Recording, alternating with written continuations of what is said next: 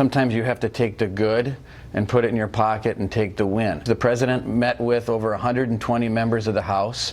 There was more love shown to outside groups by this White House, whether it was Vice President Pence, Mick Mulvaney, Tom Price, Steve Bannon, myself, Mark Short. I mean, the point is, the diverse group of people working the halls of Congress, including the leadership in Congress, I think it's time for our folks to come together. And I also think it's time to potentially get a few moderate Democrats on board as well.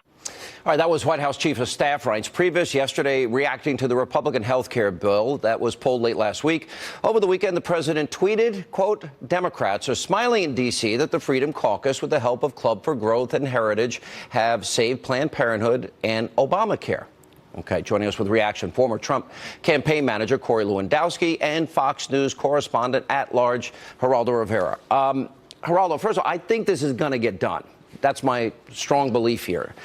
The second thing is, I just have a different take than the White House at this point. And that is, and there's plenty of blame to go around. Nobody, not one person, Geraldo, saw that bill that was being scored in the CBO until they released it.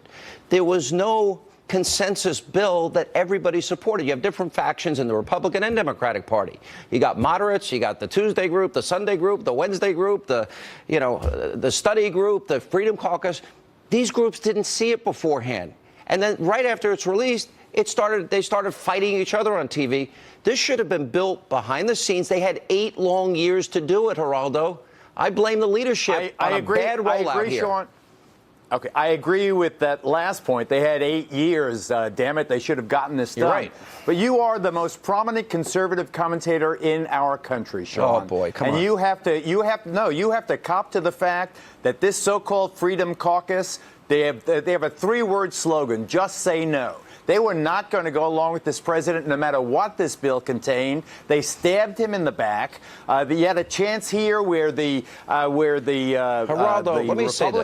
Republican Speaker of the House and everybody in the Trump administration, the President of the United States, invested in a compromise that was going to save the federal deficit to the tune of $250 billion over time. They were fighting for those who were cut off. The Obamacare, $24 million, but still they were saving money. They had a reasonable compromise. The Freedom Caucus would not have gone along with anything that it should. Reince is right. No bill's going to be perfect. Nobody gets everything they want. But I'll say this to you, and I'll bring Corey in here as well.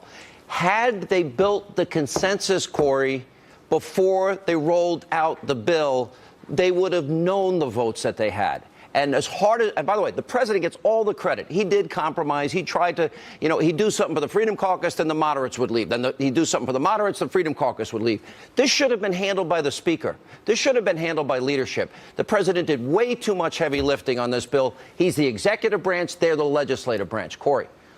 Sean, the House leadership failed to get this bill done, and they should have never had an artificial deadline to get this bill accomplished when it wasn't necessary to be done in the first 60 days. And I understand the budget reconciliation process, but I also understand that they were concerned what the Senate was going to do before they get the House bill done. What should have been done is, behind the scenes, as you've mentioned, you bring members in from the House Freedom Caucus, the Tuesday Group, the Republican Study Committee, the Heritage Foundation, all of the stakeholders who are going to look at this bill before it's released, compromise behind the scenes. There's always going to be additional compromise needed, but if you can have a base framework behind the scenes before the bill is introduced to everybody, then that's the way to go. Look, you can take Marco Rubio for his word or not. When it came to the Gang of Eight, he spent countless hours going around and talking about his legislation before it was ever introduced. Now, the bill was ultimately a failure, but he did the right thing by trying to get those groups on board first so we can get some support. Done. I am convinced. But Geraldo, all I'm saying is, why did they set themselves up by keeping it hidden, not sharing it with any of the coalition, releasing it, creating a public civil war and a public fight, when it should have been handled behind closed doors? Those compromises could have been made, and I suggest probably this is the way it'll happen from here on in. Look, you cannot blame people if they have strong principles. Nobody wants this repeal and replace more than I do. I want the win for the president. He worked hard for this, and he'll get it. But I just think, you got to have the leadership handle it better. I absolutely disagree, Sean. I think that the Freedom Caucus would not have gone along with any compromise whatsoever that involved giving something for free to poor people. They are the Just Say that's No ridiculous. Caucus. They When you have see a to Freedom take care Caucus of- member, like what? What has the Freedom Caucus done but said no? They voted 50 times to repeal or more. It's to repeal meaningless if you don't Obamacare. pass it. And then 8 years later, where are they now? Just now they have to say no to a Republican president. I am Why convinced do you think John this could Boehner be. quit? These Sean people are Hannity saying this.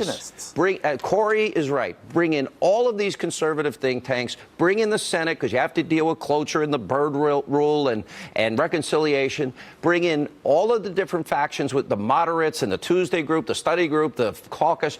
Everybody needs to get locked in a room and don't let them out till they fix it. They owe it to the American people to fulfill that promise. And frankly, they owe it to the president to do their job.